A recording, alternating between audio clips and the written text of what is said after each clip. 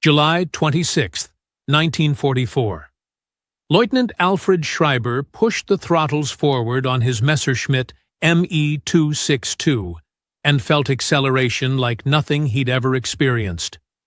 Below him, a British Mosquito reconnaissance aircraft, one of the fastest planes in the RAF, was photographing German positions near Munich. Schreiber rolled into an attack dive. The twin UMO 004 turbojets screamed as his airspeed climbed past 500 miles per hour. The Mosquito pilot saw him coming and pushed his own throttles to maximum, trying to outrun the strange-looking German fighter. It was futile. Schreiber closed the distance in seconds, lined up his shot, and fired a burst from his 30mm cannons. He missed. The Mosquito escaped, this time. But Schreiber's combat report sent shockwaves through Allied intelligence. The Germans had deployed a jet fighter, not an experimental prototype, but an operational combat aircraft that was 100 miles per hour faster than anything the Allies possessed. This was the moment Luftwaffe pilots had been waiting for. The Me-262, the world's first operational jet fighter, finally entering combat. With this aircraft, they could intercept bombers before fighter escorts could react, destroy them with devastating firepower, and escape before anyone could catch them.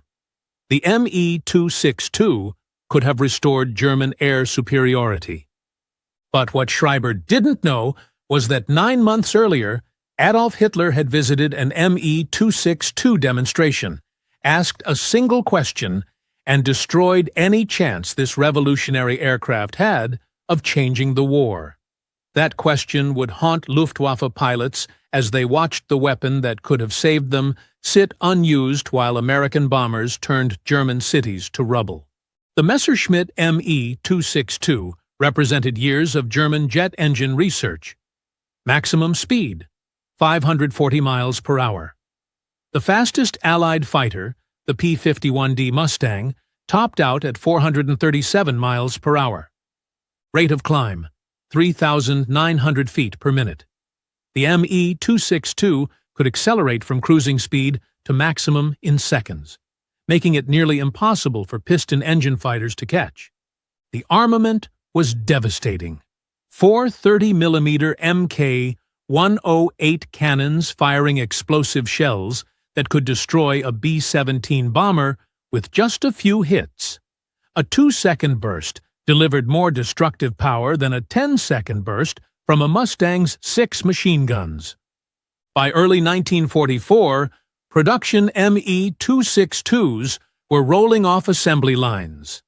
Luftwaffe commanders were planning deployments against the American bomber offensive, systematically destroying Germany's war production. The aircraft that could restore German air superiority was ready. Before we continue, I'd love to know where you're watching from and what you know about the Me-262. Comment below and let me know if you'd heard about Hitler's interference with this aircraft. Then Adolf Hitler decided to visit an Me-262 demonstration in November 1943. November 26, 1943. Hitler's visit to the demonstration at Insterburg was supposed to boost morale, show the Führer Germany's wonder weapon. Engineers demonstrated the aircraft and explained the performance characteristics that made it untouchable by Allied fighters. Hitler examined the sleek aircraft and asked the question that would doom it. Can it carry bombs? Technically, yes. The Me-262 could carry up to 1,000 kilograms of bombs on external racks. But that wasn't what it was designed for. Loading it with bombs destroyed its performance advantage. The external racks created drag that reduced speed. The added weight hurt climb rate. And using a revolutionary fighter as a bomb truck made no strategic sense when Germany had plenty of conventional bombers. Engineers tried to explain. The Me-262 is optimized as a fighter. As a bomber, it loses most advantages. We have other aircraft better suited for bombing. The Me-262's value is destroying Allied bombers and fighters. Hitler's response was immediate and furious. "None of you understand strategic bombing. I don't want fighters, I want bombers. Every new aircraft will be a bomber. I want the Me-262 to carry bombs and strike Allied positions during their invasion." He was talking about the anticipated Allied invasion of France. His vision, Me-262s, would appear over invasion beaches at high speed, drop bombs on Allied troops and ships before anyone could react, and escape before fighters could catch them. It was tactically insane. The Me-262's bomb load was minimal. It couldn't hit precision targets at 500 miles per hour. Using this revolutionary fighter to drop 1,000 kilograms of bombs made no sense when it could shoot down multiple bombers carrying many times that payload. But Hitler wasn't interested in tactical arguments. The order went out: convert all Me-262 production to the bomber variant. Messerschmitt engineers protested through every channel.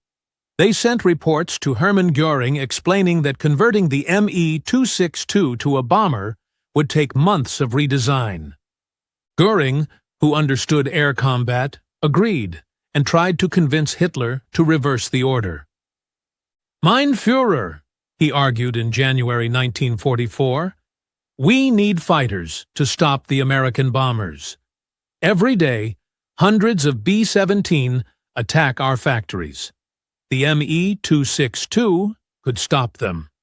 As a bomber, it will accomplish nothing." Hitler accused Göring of cowardice and defeatism. The order stood. More than that, Hitler added a new directive: no Me-262 will be deployed as a fighter under any circumstances. Any commander attempting to use them as fighters would face court-martial. Luftwaffe fighter pilots received the news with despair.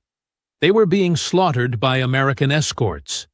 P-51 Mustangs were shooting down German fighters at ratios of 5-1.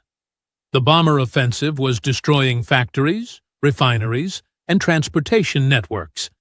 And the one aircraft that could turn the tide was being forcibly converted into a mediocre bomber. By March 1944, production of operational Me-262s had essentially stopped. Instead of combat-ready aircraft, engineers were redesigning bomb racks and modifying control systems. Every day of delay meant more cities bombed, more fighters lost, and more Allied air superiority consolidated.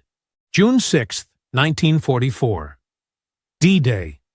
Hitler's vision of Me-262 jet bombers terrorizing the invasion beaches didn't materialize because there were no operational Me-262 bombers. The conversion was still incomplete. The few that did fly over Normandy dropped bombs from high altitude, hitting nothing, and accomplished exactly what engineers predicted: nothing. The Allied air armada over Normandy numbered more than 11,000 aircraft. Even if Me-262 bombers had been there in force, they would have been drops in an ocean of Allied air power. After D-Day, some Luftwaffe commanders finally convinced Hitler's staff to allow fighter variants back into production. But 7 months had been lost, 7 months during which the Me-262 could have been disrupting bombing raids, protecting factories, buying time. When Me-262 fighters finally became operational in early October 1944, they immediately validated everything the engineers had promised German ace Major Walter Nowotny, formed Commando Nowotny, and his pilots achieved their first victories against American bombers. The Me-262's speed made it difficult for fighters to intercept, and its cannons could destroy bombers with devastating efficiency. One American bomber pilot described encountering Me-262s. "They came through the formation so fast we couldn't track them. By the time our gunners realized they were under attack, the jets were already miles away. There was nothing we could do." But October 1944 was too late. While Hitler had forced the bomber conversion, the Allied bombing campaign had achieved critical mass. German oil production had dropped by two-thirds, aircraft fuel production was down 75%. The Me-262's turbojets consumed 2.5 times as much fuel per hour as conventional fighters. Jets sat on runways, fully armed but unable to fly because there was no fuel. While German pilots waited for fuel that would never come, the production numbers revealed why Hitler's delay had been catastrophic. In November 1943, when Hitler ordered the bomber conversion, Germany produced 1,000 fighters, America produced 2,750 that month. By October 1944, American production had climbed to 3,200 fighters monthly. German High Command called American production wasteful. American commanders called it mathematics. In attrition warfare, the side that could replace losses faster won, regardless of which aircraft was technically superior. Me-262 pilots understood this arithmetic. One commented, "We have the better aircraft. They have 1,000 of theirs for every one of ours. Eventually, the experts die, and there's no time to train replacements." That was when Luftwaffe Command understood they weren't fighting American fighter pilots. They were fighting American production capacity, and you can't shoot down a factory. Despite fuel shortages and overwhelming numbers, Me-262 pilots achieved success whenever they could fly. Between October 1944 and May 1945, Me-262 units claimed approximately 542 Allied aircraft destroyed. Impressive given that only about 200 jets ever saw combat. But Commando Nowotny's experience revealed the brutal reality. Between early October and late November 1944, the unit claimed 22 Allied aircraft. They also lost 26 Me-262s. More aircraft lost than enemies destroyed. The revolutionary jet wasn't invincible. Allied pilots learned to attack during takeoff and landing when the Me-262 had no speed advantage. For every successful mission, there were dozens of days when jets couldn't fly. Fuel shortages, engine failures. The UMO-004 turbojets lasted just 25 hours before requiring rebuilding. Pilot shortages. Training jet pilots took months Germany no longer had. By March 1945, operations were sporadic. Adolf Galland formed JV-44, veteran pilots flying Me-262s in a desperate final attempt. They shot down approximately 47 Allied aircraft in 6 weeks. Then they ran out of fuel, and the war ended. Post-war assessment revealed exactly how devastating Hitler's delay had been. American and British intelligence examined captured Me-262s and interviewed pilots and engineers. Their conclusion: if the Me-262 had entered combat as a fighter in February 1944 instead of October, it could have inflicted unsustainable losses on bomber formations. Captain Eric Brown, the British test pilot who flew more captured enemy aircraft than anyone, tested the Me-262 extensively. "It wasn't just better than Allied fighters," he reported. "It was generationally ahead. The gap between a Mustang and an Me-262 was larger than the gap between a 1918 biplane and that Mustang." In September-October 1944, when Me-262s were most active, bomber loss rates jumped to levels not seen since 1943. If that rate had been sustained while the Me-262 fleet grew, the strategic bombing campaign would have faced serious problems. But by October 1944, Germany's industrial capacity was shattered, fuel production crippled, and Allied fighter escorts so numerous that even jets couldn't survive. The 7 months wasted on bomber conversion had allowed the Allies to establish overwhelming air superiority. The statistics tell the story. Between October 1944 and May 1945, approximately 1,400 Me-262s were produced. Only about 200 saw combat. The rest sat at factories waiting for fuel, or were destroyed on the ground before deployment. In combat, Me-262 pilots achieved a kill ratio of approximately 4-1. But this should have been 10-1 or higher given the technical advantages, fuel shortages, inadequate training, and overwhelming Allied numbers reduced effectiveness. Compare this to the 7 months Hitler forced the bomber conversion. From November 1943 to June 1944, the Allies flew more than 200,000 bomber sorties over Germany. German fighters shot down approximately 2,500, a loss rate of 1.25%. If Me-262s had been operational and achieved conservative estimates of their potential, they could have doubled or tripled that rate. A 3-4% loss rate would have forced the Allies to reconsider strategic bombing entirely. It wouldn't have won the air war for Germany. Their industrial and fuel situation was already too damaged. But it would have bought time.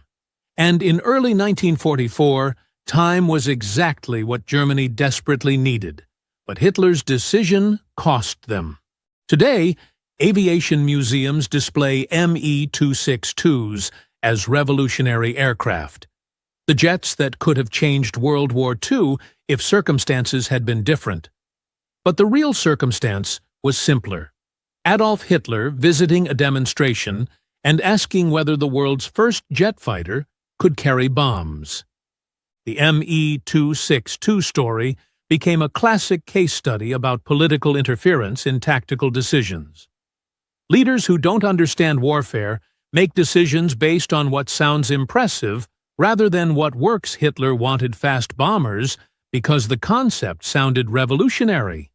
He didn't understand the revolutionary aspect was the speed itself, which made the Me-262 devastating as a fighter. Modern air forces learned the lesson. When the F-15 Eagle was developed in the 1970s, designers resisted pressure to make it a multi-role fighter-bomber. Insisting on optimizing it for air superiority first, the F-15's 104-0 kill ratio validates that approach. The Me-262 also demonstrates that timing matters as much as capability.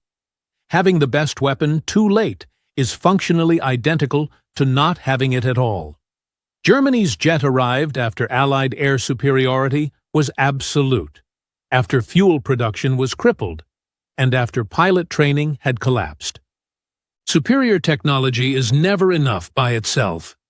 It must be deployed at the right time, in sufficient numbers, with adequate resources, and by trained personnel. Germany had the technology.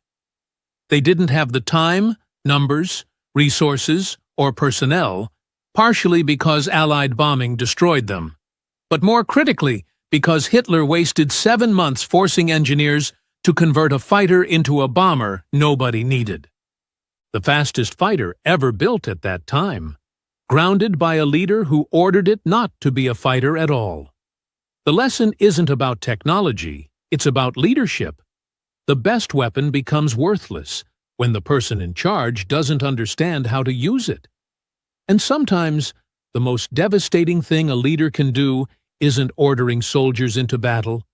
It's ordering them not to fight with the weapons they need to survive.